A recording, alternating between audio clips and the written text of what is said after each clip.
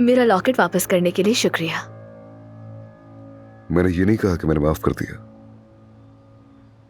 लेकिन मोहब्बत करना और माफ करना दो अलग अलग चीजें होती हैं।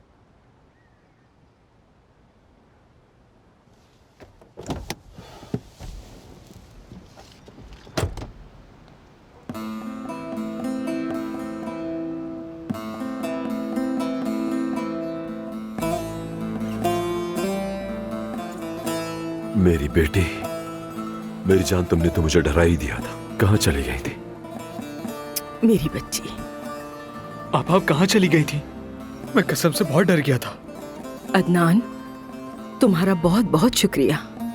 मेरा नहीं, एहसान का शुक्रिया अदा करें। अल्लाह तुम्हें हमेशा खुश रखे। शुक्रिया एहसान। शुक्रिया सबका।